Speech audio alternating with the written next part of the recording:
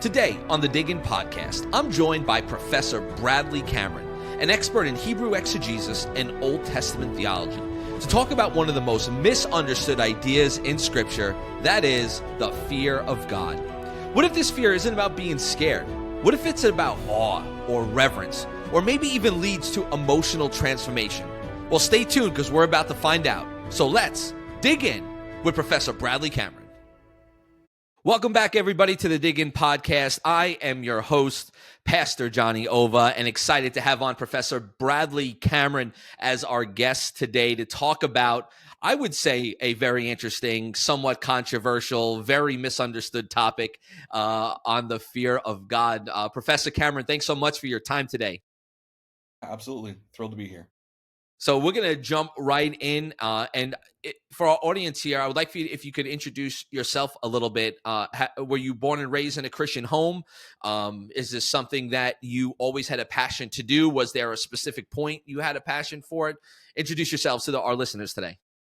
Yeah, of course. Glad to be here. Like I said, I'm Bradley Cameron, and I was raised in a Catholic home by God-fearing mother and father, and I went to church every Sunday, but really didn't fall in love with Jesus myself until I was about 14, 15 in high school. Okay. When my then girlfriend, now wife, sort of missionary dated me into the faith. So it does work occasionally. There you go. It's sent on the mission field. Yes. And so I started voraciously reading my Bible when I fell in love with Jesus, and started in the Old Testament, started with Genesis, really got stuck in like Numbers and Deuteronomy, and especially with this idea of that, like, what the Old Testament wants us to do is fear God. So I went to my, like, even then I was wrestling with that question. I went to my youth pastor and was like, what does this mean? Like, why is the Bible talking about fearing God? Like, is God scary? Am I supposed to be afraid of him? And my youth pastor assured me, no. It has nothing to do with what you think of when you hear the word fear. It's just the Bible's way of talking about respect, or maybe kind of like a healthy reverence, or that kind of stuff. So be afraid, or like, don't be afraid. The God's not scary. You're not supposed to be afraid of him. That kind of thing. I went on to undergrad at Biola and studied Hebrew there, and this kind of idea that God wanted all of me, and there was something about him that kind of compels me towards him, but he's also like this God of might and judgment and fire, and I couldn't get away from this idea that, like, maybe it was something more than just what we think about as respect. And so I went on to grad school at Wheaton College, where I did my PhD in fear of God in Ecclesiastes, and really kind of dug full in on this idea that maybe there's some kind of emotionality going on here in the fear of God that maybe involves real fear. That's interesting. That's funny. I'm still laughing over the missionary dated part, because I hit on the worship leader at a visiting church, and that's my wife now, 14 years later, 5 kids. So that occasionally, not recommended, but occasionally works as well too. It does work, yeah. Sometimes, right? But man, what a journey on there. And I feel like the fear of God specifically is a sticking point, for a lot of different people. We just did a study, a 6-week series on breaking the ungodly fear of God and separating the difference between the fear of God, as you mentioned, awe and reverence, and the fear of God as in I'm crippled in fetal position in a corner, scared to make any mistakes. And I just think the misunderstanding could be so damaging for the body of Christ if they understand it that way. So yeah, it's a really interesting topic. Yeah, well, I'm glad to hear that you have spent significant time in it, because I feel like especially in the American context, we don't like fear at all. Fear is an enemy that needs to be kicked out, driven out, killed. It's a disease to be treated, right? And so fear is antithetical to faith in many ways in our American context. What's confusing, though, is that the Bible has injunctions like Exodus 20:20. Israel is at the foot of Mount Sinai, And Moses says to the people of Israel, as they're shaking and quaking in fear because of the fire and the thunder on Mount Sinai, he says, "Do not fear," and uses this Hebrew word yareh, "do not fear, for God has come to test you to see whether the fear of him," same word, yareh, "is with you, so that you might not sin." So he seems to be saying, don't fear. God's come to see whether you are afraid of him. And so you're like, it's the same word, and it's like, am I supposed to not be afraid? Am I supposed to be afraid? So I think you're right. There's like a way in which we can fear God that the Bible doesn't look at as healthy or promoting relationship, or it's antithetical to faith. There's also a way to fear God that leans into the relationship, that is proper, that builds faith, that results in obedience. Sure. Right. So dicing out, what's the difference between this kind of bad fear or negative fear of God and this positive fear of God, this good fear of God? That was a primary motivating question for me in my research. Yeah, it's great. Yeah, we even broke it down like on the fear part, like what do people fear about God? And we went on different things like judgment, hell, the end, like just everything that people, not being loved or not being accepted after mistakes. And we kind of broke it down into this thing. And we really got a great land. So I know the people who are going to be listening to this are really going to be excited that we're hitting this topic again, and from your standpoint, from an academic standpoint. So how should we begin to rethink fear in the biblical context? What do you think we're missing if we only interpret it through a modern lens? Yeah, that's a great question. Two things. One is that, like I mentioned, our American context, or the American context, tends to demonize fear. And so that impulse is going to lead us to say, oh, the Bible, when it talks about fear of God in a good way, it can't mean anything analogous to what I think of as like the emotion of fear, because fear is bad. Right. And so we end up getting, we have the emotion of fear, and we have kind of a bad fear of God over here. And that's an emotional episode, or kind of emotion. And then over here, we have like an attitude towards God that's not emotional, but the Bible's going to still use this fear language to talk about it. So you end up driving a wedge between emotional and non-emotional uses of the fear of God. And so then when we think of like, oh, what I'm supposed to be doing when I fear God is just be thinking about him in a particularly healthy way, that results in the kind of behavior that God wants. So we emphasize these kind of the cognitive, the thinking pattern, and the behavior that results from it. Gotcha. The kind of other side of it is to say, well, it does mean fear, but it means a kind of fear that's unlike any other fear that exists. Okay. And that would be this kind of a German strain of scholarship that really dug into this, and it's still really common today, that sees like the fear of God as this kind of mysterious push and pull. Like I'm compelled to approach God because he's wholly other, but I'm also repulsed in terror by his power and his might, and this back and forth thing that the Bible's going to use fear language to talk about. The problem with that is that, again, there's a wedge between every other kind of fear and this kind of healthy fear of God. Right. And Right. there's like no biblical data to suggest that push and pull is what the Bible is talking about. Exactly. Yeah, I agree So, with you there. so what I did was try to learn from modern psychologists about what an emotion is, and what makes an emotion, and then turn to the Hebrew Bible and let the Old Testament kind of speak for itself on what it thinks fear is, and whether or not fear, kind of any other thing, what I called mundane fear, or fear of a lion, fear of the wilderness, fear of a desert, fear of a scorpion, is analogous, or like is continuous with, or is discontinuous with fear of God. Like, how similar are these experiences? Sure. And what I discovered is that in Hebrew, the word for fear, or this one word for fear, yareh, there are actually over 30 terms for fear. Oh, wow. So that Hebrew has a very expansive vocabulary for fear that we don't really have in Yeah, I didn't know it was English. that many. 30 words. Yeah, Wow. at least, yeah. Um, this one word that's statistically very dominant, it's like the most used one of those 30, yareh, in when it refers to sort of fear of mundane objects, or like fear of the wilderness, fear of a lion, that kind of thing, it sort of transgresses the boundaries between the English word for fear and the English word respect. So we think of fear as an irrational emotion and respect as not really an emotion at all, but like an attitude, a way of thinking about something, right? Hebrew doesn't have that kind of divide between rational and irrational. It just has this one word and it calls fear. So, like Leviticus is going to say, fear your parents or fear the sanctuary, fear Yahweh's sanctuary. What it means by that is think about them or these things in such a way that you behave the way you're supposed to behave, Right. right? That's not somehow different than I'm afraid of a lion.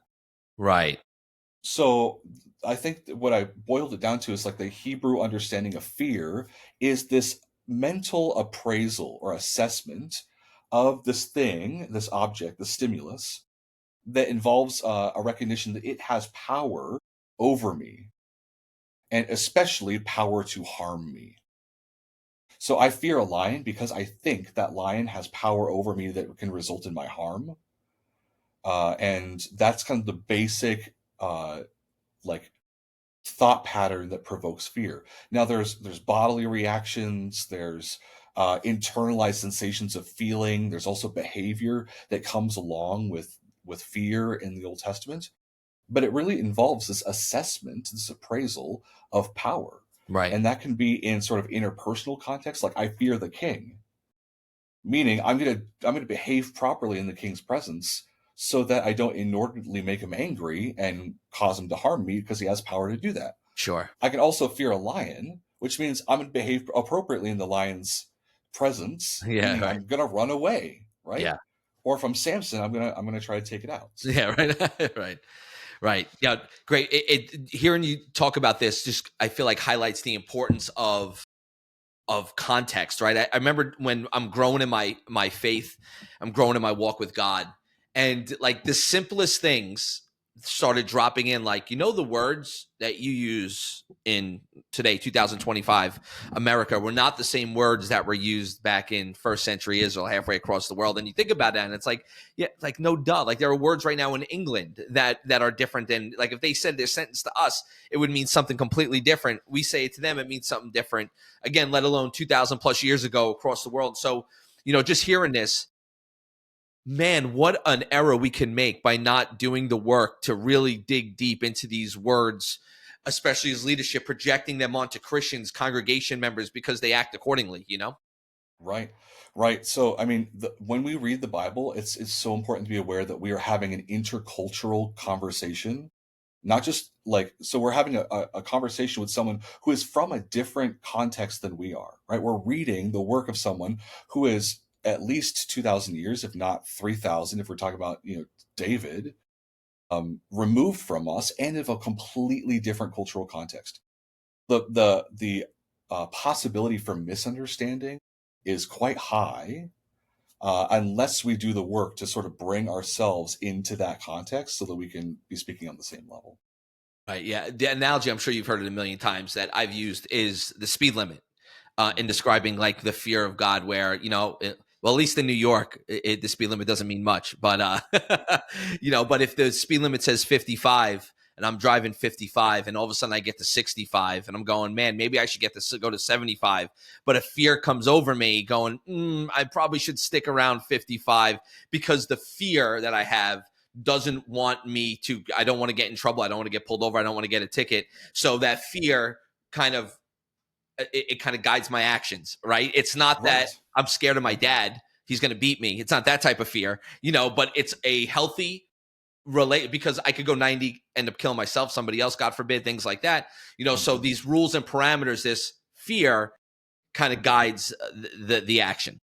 Right, right. And the thing that we miss all the time in the American context is that there are certain kinds of fears that keep us alive, right? I had to teach my children to be afraid of walking into the street when there are cars coming.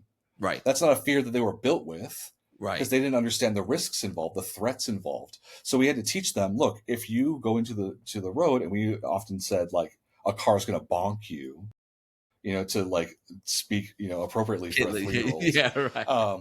But like we had to built into them this understanding, this assessment of the threats involved, so they had a proper understanding of the powers involved here, Right. to keep themselves safe. So Right. fear there is healthy, it's good. Now, of course, fear can be authoritarian. It can be wielded against people in a way that keeps the masses under the thumb of an individual or a group of people in power. Fear has that potential, which is what makes the fear of God such an incredibly important concept to get right. Yeah. Because what are we saying? How are we saying God wields power when we say that He wants us to fear Him? Right. Right. That's the theological question at the root for me. Yeah. Yeah. It's great. It's a great point. I know you hit on a couple of these things before in the conversation, but I do want to go to the wisdom literature a bit, Proverbs, Ecclesiastes. And so how's the fear of God framed there as the beginning of wisdom? What does it actually mean in a practical or emotional type of way? And maybe give us some other nuggets in your studies that you found in Ecclesiastes, Proverbs, different types of wisdom literature like that. Right, yeah. So, I mean, fear of God is an incredibly important, it's a structurally important theme in Proverbs, Ecclesiastes, and Job, right? So, in Proverbs, it's the beginning of wisdom. In Ecclesiastes, it's the end of the matter. And in Job, it's right smack dab in the middle of the book in Job 28. So, what I think you have this kind of diversity among these three books of thinking about the fear of the Lord as a beginning, a middle, and an end of wisdom, right? What does it mean to be wise? Well, Proverbs says it's the beginning, Job says it's the middle, Ecclesiastes says it's the end. For Proverbs, thinking about like, positive instructional wisdom in Israel, I think what Proverbs is saying when it says the fear of the Lord is the beginning of knowledge, the beginning of wisdom, is that you don't know anything unless you know who Yahweh is, and that produces some kind of embodied response in you that results in the kind of lifestyle, the kind of thinking and lifestyle that promotes wisdom. So wisdom for Proverbs is seeing the way that God rules the world in His sovereignty and acting accordingly. So if God judges fools, or if fools tend to fall in a pit that they dug for someone else, then maybe you shouldn't do that, right? And that kind of observation and learning and adjusting is the way that Proverbs thinks about wisdom, and has this expectation of the way that God properly rules the world. And it begins with that thought. The first step, the first principle of wisdom for Proverbs is that assessment that, like, oh, God is this kind of God and rules the universe, the world in this way. Therefore, I, as a human who is not God, ought to behave in this way. Hmm. Right? It creates Right. it creates a particular kind of way of thinking and feeling and being Right. before God. Ecclesiastes and Job then look at the exceptions to the rule.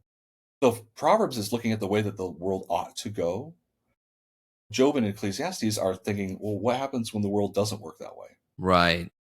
What happens when the righteous die young? Hmm. What happens when the righteous suffer? What happens when my expectations, even my God given expectations, my biblically derived expectations for the way the world ought to work, doesn't play out? What happens when life goes sideways? And I think that's why Ecclesiastes ends up saying, you are a human. You don't get to know everything that God knows about why He does things the way He does things, nor do you get to change the way that God has set up the world. You don't get to know tomorrow. And no amount of complaining is going to change that, get you to somehow transgress your finite limits as a human, and suddenly have this kind of knowledge of what the future holds that God limits. Right. And so, because you're a human and all that that means, and God is God and all that that means, you have no other recourse but to live in this God's presence. And Ecclesiastes is going to call that fearing God. Hmm. It involves things like accepting that the good things, the simple good things that I have on my plate, are gifts from God. They are my portion. that he has given me to enjoy for this very moment, and they are probably the best of life that I'm ever going to get. The best things in life that I'm ever going to get. These simple pleasures, the companionship with a loved one, like these things are the best that I'm going to get. God has given them to me to enjoy. So fearing God means accepting that and enjoying them. Right.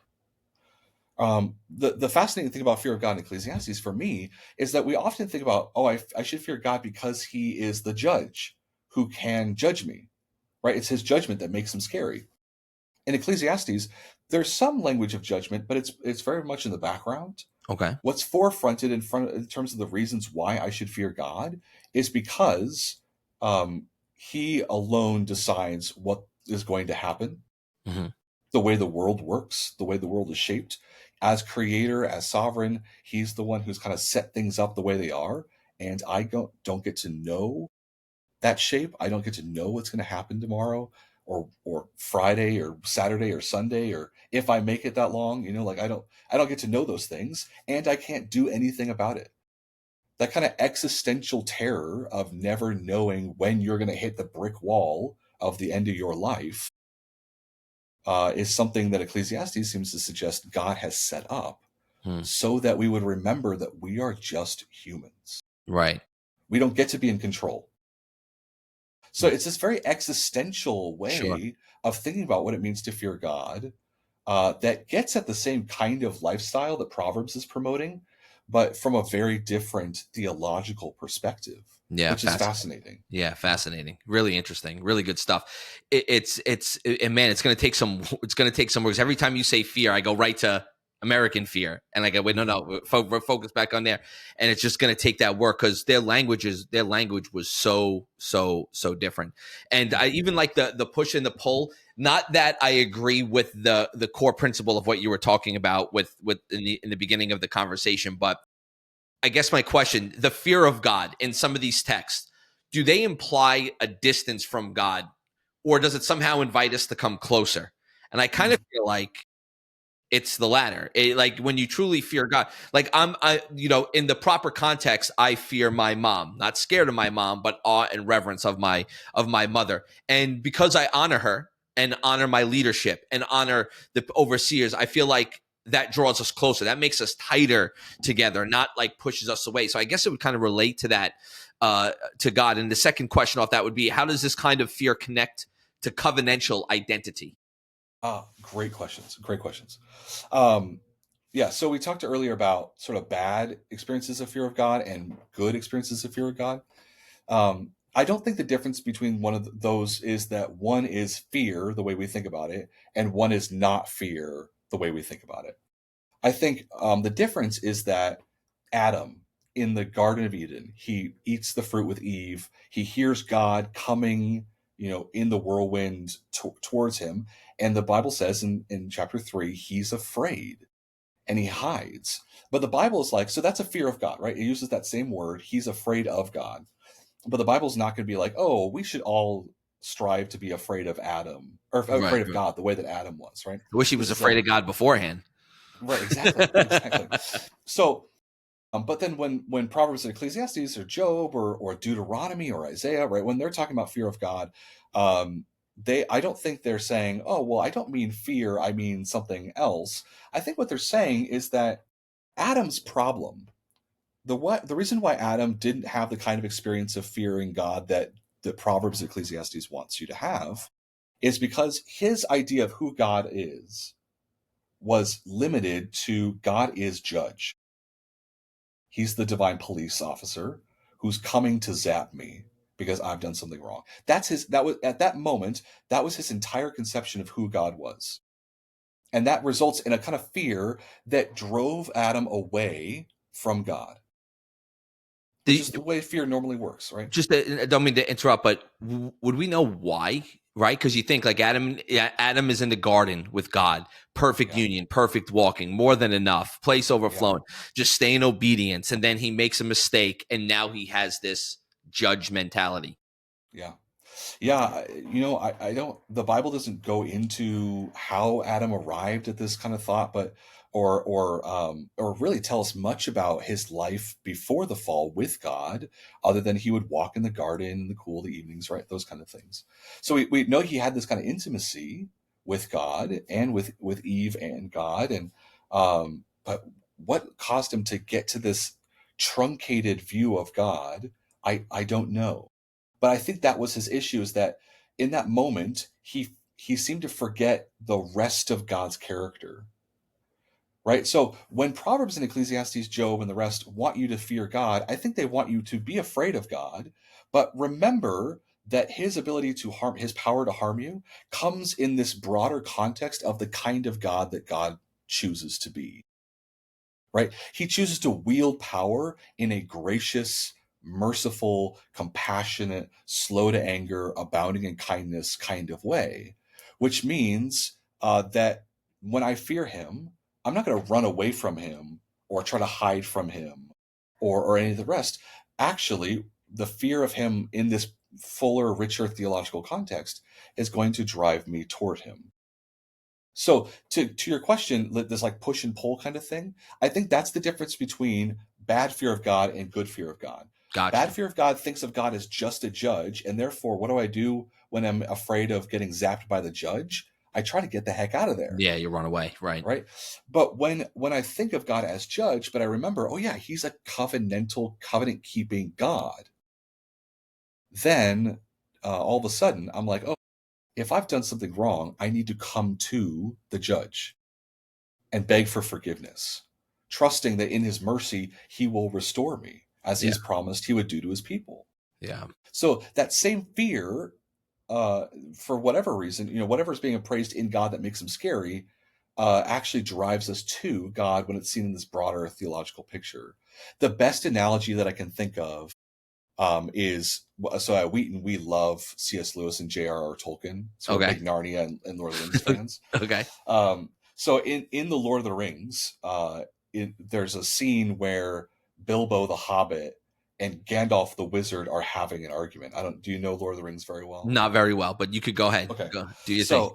so so Bilbo and Gandalf are having this argument, and Bilbo accuses Gandalf of trying to steal this magical ring that he wants to keep from him, the One Ring.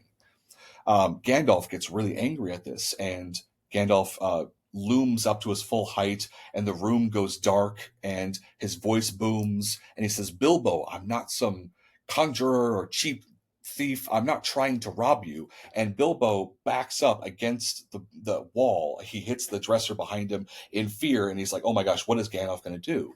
Gandalf says, "I'm not trying to rob you. I'm trying to help you." And in that moment, Gandalf goes back to kind of his wizened old man, his gray old man that he is, and Bilbo uh, whimpers and actually goes in for a hug with Gandalf. So um, it's much more powerful watching the movie or reading the book than it is listening to me summarize it. But the point is that Bilbo had an experience of Gandalf's power that made him back away in fear. But the thing that made him want to come in for a hug was the realization that Gandalf is the kind of person that was there to help him. It's great. That's His good. power is in that broader context of being for Bilbo. Sure. And in Yahweh and Jesus, we have that same kind of assurance that like God is for us. God Yeah. is with us. He's this covenant keeper. So we don't fear, we still fear him because he has this insane amount of power as God that we can never achieve or challenge or change. And that's scary. Yeah. But the fact that God chooses to wield power the way he does makes the fear of God all of a sudden this very good thing, Sure. right? Sure. I mean, I pray the church catches this vision, man. I pray Christians grab this vision and understand this on a deeper level. Because even in the relationship aspect with God, I feel, when you view God as this, we joke around, call him the Rambo God, right? Where Mm-hmm. he's just looking to wipe everybody out all the time. When you mess up, why would you run to him? You Right, wouldn't run to him. Yet right, he's the solution to right, the problem. So Jesus is his example is drawing people in. He draws people in. He touches them. He heals them. The closer they get, the more powerful they become. The closer they get, the more free they become. The further away they get, the more erratic, the more sinful, the more divided, like all of those things come, and so wouldn't it be the biggest trick of the devil to think that if I get close to God, he's going to hurt me. Meanwhile, getting close to him is the thing that's going to heal you. Yes, but just like all of the like Satan's deceptions, he takes a truth and twists it. Right. So it's not wrong, but it's misguided, or it's uninformed or whatever. So the reality is that in the Old Testament, particularly, the closer you got to God, the closer you were to blessing and life and freedom, like you were saying, but also the closer you were to danger. But like you think about God's holiness in the tabernacle, in the midst of the people of God dwelling in the wilderness or at Mount Sinai. If you got too close and you were unclean, or you brought something unholy or defiling into the midst of the tabernacle, like Leviticus 10, holy fire is going to come out and consume you, right? Like God doesn't mess around when it comes with defiling his holiness. So I think the difference there is like, it's not that God isn't a Rambo God, but he's not just a Rambo God. Mm-hmm.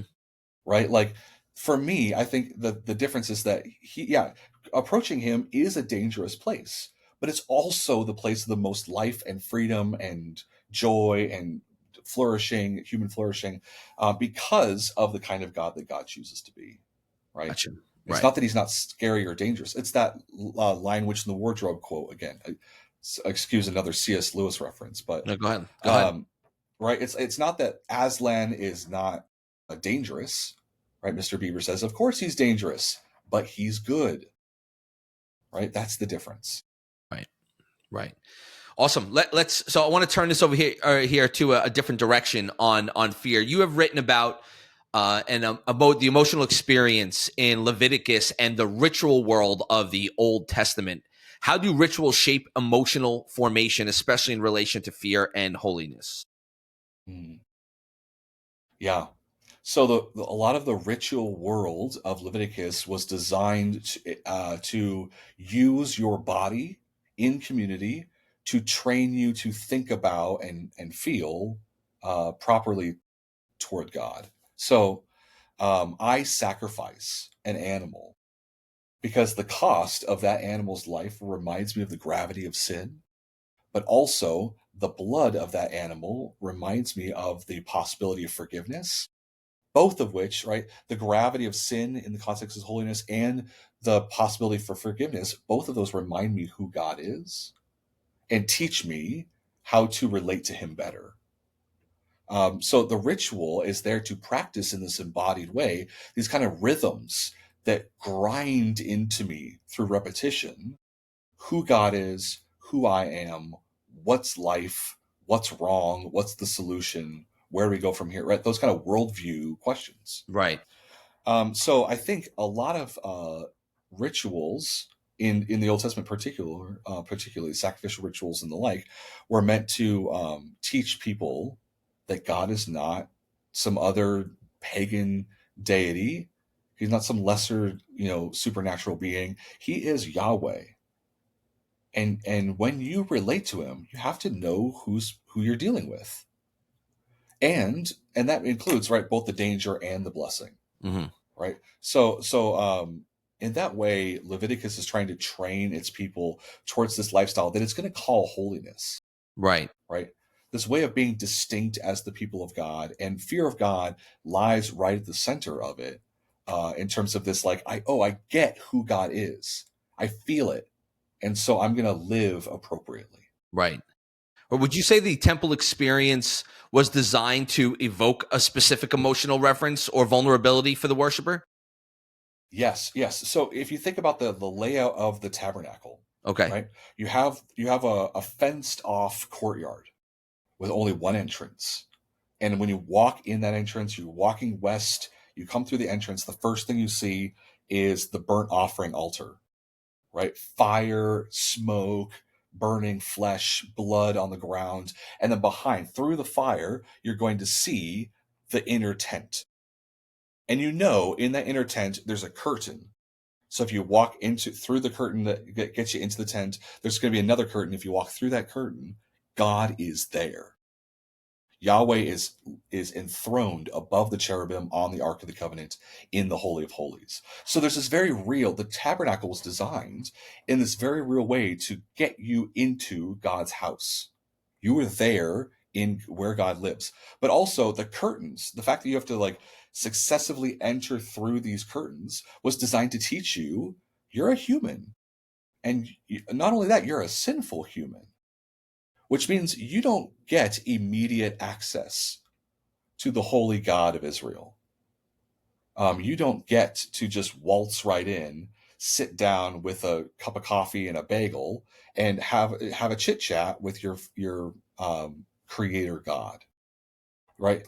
That kind of access is reserved for the high priest once a year, right? Even then, they tied a rope around his waist to make sure that if he died in the Holy of Holies, they could drag him out without having to defile That's crazy. the Holy of Holies. Yeah. So I think that the actual architecture of the tabernacle, and therefore when we get to the temple, Solomon's temple, it's just the tabernacle gone bigger. Yeah. It's designed to teach you, like, God's not to be trifled with. Yes, you are in his very presence. Blessing and life and abundance are there in that presence. But so is the potential for danger if you defile the holiness, which raises this need for the people of God to be holy so that God can live among them. For, as Genesis 12 says, right, for the blessing of the nations. That's the whole point of this all, right? So Right. Gotcha. No, I'm just thinking of the priest dying and somebody dragging him out, going, "Oh, yep, he's out to not another defile one. him." Yeah. There's another. Yeah. Yeah. Oh man. All right. So I guess to I got a couple more questions here to really relate to the Christian, the listener today. So how should modern Christians cultivate the fear of God in a way that leads to transformation and not shame? Yeah. Yeah. I had a student once ask me, how do I know where anxiety stops and the fear of God begins? Oh, interesting. That's an Right. interesting question. Like the idea that, you're talking about like, oh, what makes us fear God in a bad way or in an unhealthy way? And it could be, oh, I'm afraid of letting God down, or I'm afraid of, like it could be all these different kinds of anxieties or scrupulous kind of fears that can be really unhealthy. Yeah. It can produce like a lot of unhealth in the Christian. And yet there's this proper way of fearing God that results in, the Bible says, like health and relationship and life. What's the difference? I think ultimately it's a case by case basis, right? Like each Christian has to discern, is what I'm feeling an appropriate awareness of God's power in this covenant context? Am I being drawn toward him, or am I being drawn away from him, pushed away from him? Like, what's the directionality of this emotion? In terms of how, like your question of how you cultivate that, one of the things I think we ought to think about more is, this is going to sound a little strange, but like, is judgment. And I don't necessarily mean hell, but what I do mean is, like, if we read the prophets and we remind ourselves that like God is speaking injunctions against his own people, and those injunctions are going to involve like suffering and death, judgment, like destruction of Jerusalem, famine, and the rest, right? It's like actual in history suffering and judgment and death because of Israel's sinfulness, of Judah's sinfulness. I think that reminds us, as one scholar has put it, that God has been kind of domesticated in the Christian worldview, right? Even when we think about when we think about Revelation, Jesus comes riding back on the horse, and there's a sword in his mouth, Mm-hmm. right? Like, it's not like the Old Testament God is the violent one and Jesus is this loving kumbaya God. Like, Jesus comes back with a sword in his mouth. He's coming back for judgment. And Jesus is your friend. He is your brother, right? Like, he's the firstborn of the dead. Like, all those are absolutely true. God is also very scary. Right. He's also very powerful.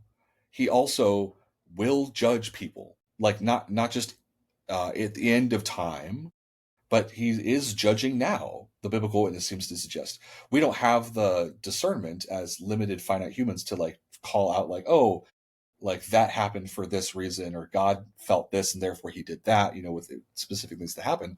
But like, you can be sure that God is judging now, and he's not just waiting for the end of history. Um, that's like the conviction of the prophets. So I think there's a way in which we can read scripture with a mindset of reminding ourselves exactly who we're dealing with when we pray. When we get together on Sunday morning, this is a great mentor friend of mine reminded me of this, and we sing the song, show us your glory, like, show us your power. If we sing that on a Sunday morning, do we know what we're asking for? Right. Do we want that really? Because that glory, that power, if you are sinful, if you are evil, if you are wicked, that glory and your power is not going to work out well for you. Right. If you are in Christ, that glory and the power, although terrifying and scary, is life, is freedom, is justice. I think I'm still wrestling with this question myself of like, how can we create rituals or liturgies, public practices, communal practices in the church that cultivate fear of God in a healthy way and cultivate the discernment of like what's unhealthy fear, what's healthy fear. Right. But I think it starts with scripture. You know, when it comes to the feel, even the word rituals, I kind of there's a double-sided coin in my opinion to that, right? Where I do think we need some type of repetition ritual to kind of the way I think of it is, if you want to get better at shooting free throws, you got to do it 100 times every single day, right? Over and over and over and over again. You don't do it for a year, you're not going to be as good. I do Brazilian jiu-jitsu. It's one of the things that we do is drill the same move over and over, so it becomes a natural thing. So I think a ritual and constant reminder, constant activity to remind and acknowledge who God is and to sharpen your view of him is great. And then there's that fine line when you cross over, though, where it no longer is doing it from the heart. You're just doing it out of ritual and repetition. You're doing it out of, it's like waking up and you have reminders on your phone at 9, 11, 1, 3, and 5 to text your wife, I love you. So you just do it off of ritual. And first you'd be like, oh, this is so nice. But, after 2 weeks, you're only doing this because you got your phone going off. It's not something that, you know what I'm saying? So there's that fine line of the ritual and fine line of the relationship where you're straddling that line that I think needs to be prodded a bit. I think you're absolutely right. There's like, especially the Old Testament witness seems to suggest that there are lots of ways of doing the things that God asks you to do in a way that God doesn't like. Like, and the difference is, like you're saying, the lack of heart, the lack of intention, the lack of purpose there. I do think though that sometimes we in America think that if I do something and I don't mean it, that thing, like that ritual, is now bad. I do think there's a way in which, like, to return to the example that you just gave of texting your wife mechanically because you have these reminders. There's a way in which, if I text my wife just because my phone told me to, and not because in that moment I actually love her, I can be reminding myself by the act of texting, oh yeah, I do love her. Or I'm choosing to be the kind of person who's committed to my wife. And so sometimes the behavior can cause, like the ritual can cause the feelings or the kind of behavior, the thinking that we want to have. And sometimes it flows from those behaviors and thinking and feeling. It's recursive in this way. Now, absolutely, this is a way to do it in an empty, not God glorifying kind of way. But I do think it's often recursive in a way that we, just because you don't feel it at the time, doing it anyways can make you feel it. You're right. No, you're right on that. You're definitely right on that, for sure. Yeah, for sure. So if someone listening is wrestling with fear of punishment or trying to understand reverence more, where would you encourage them to start? Yeah. I mean, I'm biased in that I love Ecclesiastes. It's by far my favorite book of the Old Testament. I've been mentored by this book, formed by this book. And so I would say go read Ecclesiastes, which, and like the epiloguist at the end summarizes the entire book as fear God and obey his commandments. This is the entirety of what it means to be a human. So go read Ecclesiastes and think about how Kohelet, the speaker there, thinks about who God is, and let that shape our awareness of, this is who God is, this is who I am as a creature, as a human. And there's a healthy way of fearing God that drives me into relationship, and there's also perhaps an unhealthy way that's going to drive me away from Him, uh, and let that vision for the best that a human can do in this sometimes temporary, vaporous life that we live, um, let it really shape us. So I would Yeah, say go to Ecclesiastes. that's good. That's good. So finally here, what do you hope people take away from revisiting this theme with fresh eyes and I guess an open heart? What do you hope people take away, but also how has this kind of strengthened your relationship with the Lord? Yeah, yeah, absolutely. One, I think it is always good to remember exactly who God is.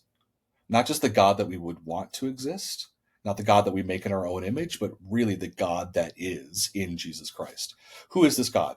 And I think fear of God causes us to kind of reassess, like, how well do I know God? Right? Are uncomfortable parts of God that I've kind of left off to the side, or devalued in some way? So that's one thing. Another thing is that it allows us to see the goodness of God, in that He does possess this power that for other rulers and leaders in this world results in authoritarianism and oppression and keeping the masses under the thumb. Yahweh possesses more power than those authoritarian leaders do, and yet look at the gracious and good, compassionate, faithful way that He uses that power for the flourishing of every human being. I Right. think the fear of God actually exposes just how good God is. That's a good point. That's great. Awesome, man. Professor Cameron, thank you so much for your time today and sharing from your wisdom here on the fear of God. Is there any way people could get a hold of you? You doing anything coming up? You got any works going on that people could follow? Yeah, I'm in the thick of teaching undergrads right now, which is a joy and a privilege. And so I don't have any like events. I mean, I go to conferences in November, Evangelical Theological Society. So if people are interested in hearing more kind of cutting edge research from scholars, I'd encourage them to come to events like the Evangelical Theological Society or the Institute of Biblical Research. But I have a Wheaton email, bradley.cameron@wheaton.edu, where you can reach me, and I'd love to hear more. It's been a blessing and a privilege to be able to speak today. It's been awesome. And I'll link all that information in the foot of the conference. I'll put your email there as well, too, if people want to get a hold. But again, Professor Cameron, thank you so much for your time today. God bless you. And thanks for digging in with us today. Yes, absolutely. You too. Thanks for tuning in to the Dig In Podcast with me, Johnny Ova. If you enjoyed today's episode, make sure to like, share, and subscribe. Follow us on YouTube, and don't forget to rate us 5 stars on Apple, Spotify, or wherever you listen. You can also check out more at soh.church. See you next time as we keep digging in.